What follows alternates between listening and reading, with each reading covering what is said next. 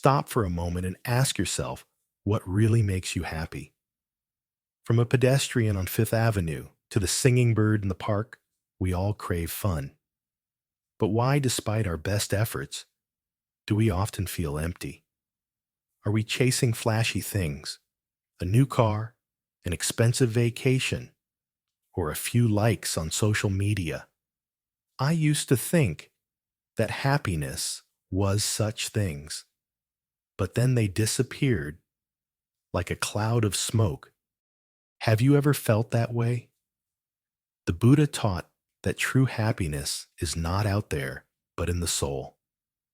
Today, join me to explore why we are lost and how to find lasting joy again. We will learn 3 simple but profound ways to open the door of the heart, bringing peace in the midst of the hustle and bustle of life. Are you ready? Let's start this journey with Calm Heel. Imagine driving through Colorado's breathtaking roads with a bright neon sign in front of you. Happy. You press the accelerator, your heart is pounding, but when you arrive, the sign goes off, leaving you feeling disappointed. I've been through that many times. I used to think of happiness as a pretty house in the suburbs of Boston or a new iPhone, so I rushed to make money to own them. But that joy didn't last. A week, a month, and then it faded. Have you ever felt that way? Buy an item and think, I'm going to be happy forever. But then it's just a moment. The Buddha taught that all beings want to be happy, but we often fail because we find the wrong source. In the Owl Sutra, he says that the mind decides everything. If our minds are full of craving, anger, or delusion, suffering will follow us like a dark cloud. But if the mind is pure, happiness will follow us like sunlight through the canopy of trees. So, how to purify the soul? Let's explore 3 simple ways that I've tried, and they've really changed the way I look at life. Life is like a Hollywood movie. There are climaxes sometimes gloomy.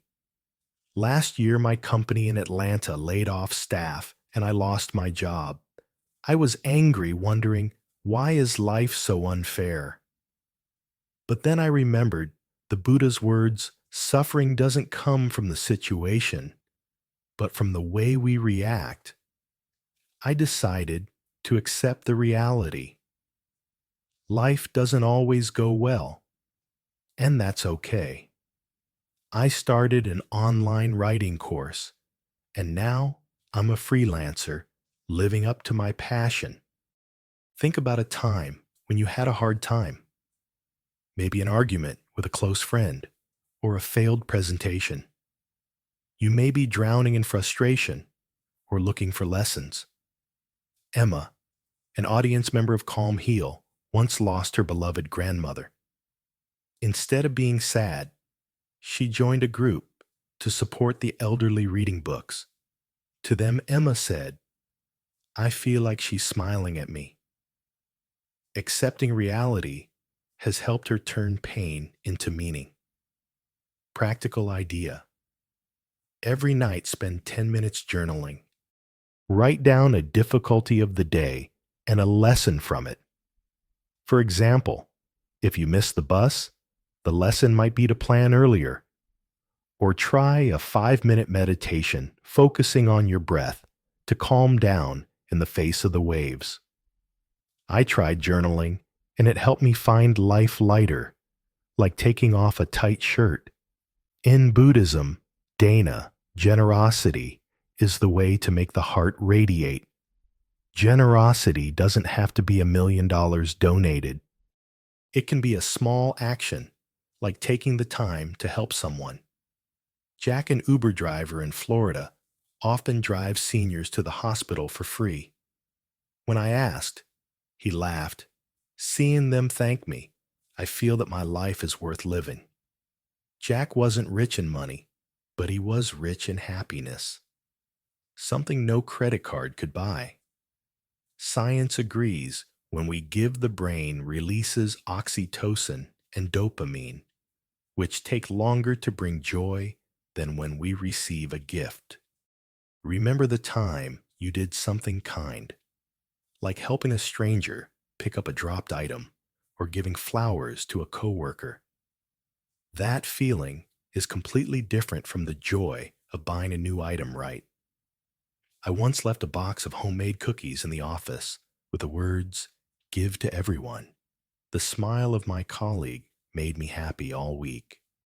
Practical idea. Every week, try doing 3 small good things. Pay for coffee to the person behind you, donate an old book to the library, or write a positive message to put up at the park. Record your emotions in a joy notebook. I tried giving a towel to the homeless near my house, and their thankful eyes warmed my heart all day. Forgiveness is the medicine that heals the soul. I once got angry with a colleague because she took my credit for a project. Every time I think about it, I feel like I'm carrying a backpack full of stones. But the Buddha taught that forgiveness is not about agreeing with mistakes, but about letting yourself go. When I decided to let go, I felt a sense of relief, like opening a door that had been locked for a long time. Sarah, a Calm Heel viewer, once blamed herself for missing out on a promotion.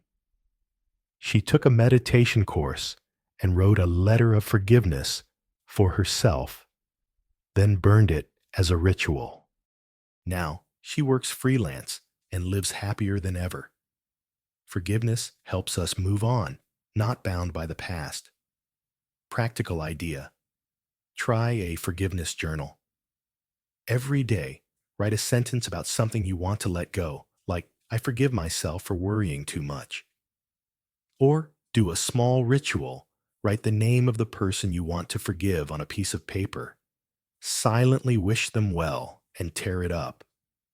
I tried calling an old friend to make peace, and it felt like I was finding myself again.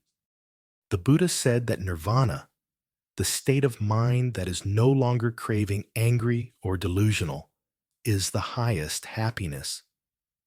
It's not something we achieve overnight, but every act of kindness, every acceptance or forgiveness is a step forward. I don't promise you will become a Zen master right away, but I do believe that when you live with sincerity, you will find joy that does not depend on money or circumstances. It's the true light, the one that always burns in you.